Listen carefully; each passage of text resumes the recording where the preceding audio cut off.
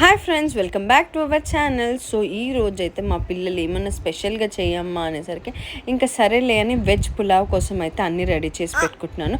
So first అయితే మసాలాస్ తీసి పెట్టాను and basic vegetables tomato, onion, potato, ఇంకా క్యారెట్, బీన్స్ అండ్ బఠానీ అయితే రెడీగా ఉండే అనమాట. సో ఇవన్నీ అయితే తీసి పెట్టుకున్నాను అండ్ కొత్తిమీర, కరివేపాకు, పుదీనా అయితే కట్ చేసి పెట్టుకున్నాను. అండ్ మసాలాస్ కూడా మన రిక్వైర్మెంట్ బట్టి మనం అయితే మసాలాస్ పెట్టుకోవచ్చు. అండ్ బాస్మతి రైస్ కూడా 4 కప్స్ అయితే తీసుకున్నాను అనమాట. మన మామూలుగా ఈ కప్ ఉంటుంది కదా రైస్ కుక్కర్లో cup. So based on that 4 cups అయితే తీసుకున్నాను అండ్ నీట్గా వాష్ చేసి అయితే పెట్టుకున్నాను అనమాట. అండ్ దెన్ ఇంకా టకటకా వెజిటేబుల్స్ అయితే అన్నీ నీట్గా చాప్ చేసేసాను. అండ్ దెన్ ఇప్పుడైతే నేను పులావ్ డైరెక్ట్ రైస్ కుక్కర్లోనే చేస్తున్నాను అనమాట. సో సాల్ట్ అనే ఆప్షన్ ఉంటుంది మనకు రైస్ కుక్కర్లో, అది పెట్టేసుకొని ఫస్ట్ అయితే కొద్దిగా ఆయిల్ పోసాను. తర్వాత మనం గీ కూడా యాడ్ చేసుకోవచ్చు పైకి.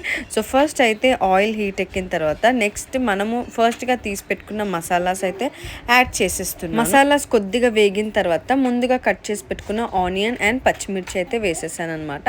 అండ్ దెన్ ఇప్పుడు ఇవి కూడా కొంచెం లైట్ బ్రౌన్ అట్లా వచ్చేసిన తర్వాత మనం కట్ చేసి పెట్టుకున్న టొమాటోస్, బఠానీ అండ్ బీన్స్, ఆలు ఇవన్నీ కూడా అట్ ఎ టైం యాడ్ చేసేసాను. సో అన్నీ ఇప్పుడు మంచిగా ఆయిల్లో మంచిగా వేగే వరకు అలాగే పెట్టేస్తున్నాను అనమాట. సో నేనైతే వెజ్ బిర్యానీ వెజ్ పులావ్ అయితే ఇలా చేస్తున్నాను. దీంట్లో మనం paneer or soya and mushroom కూడా యాడ్ చేసుకోవచ్చు. బట్ ఇది ఇన్స్టెంట్గా పిల్లలు అప్పటికప్పుడు అడిగారు కాబట్టి సో నేనైతే బేసిక్ వెజిటేబుల్స్తో చేస్తున్నాను. అండ్ ఇవి మంచిగా మనకు త్వరగా ఉడకడానికి కొద్దిగా సాల్ట్ అయితే యాడ్ చేశాను అనమాట. మేమైతే పింక్ సాల్టే యూజ్ చేస్తాం. సరిపడా అల్లం వెల్లుల్లి పేస్ట్, కారం, పసుపు, ధనియాల పొడి, ఉప్పు అయితే వేసేసాను అనమాట.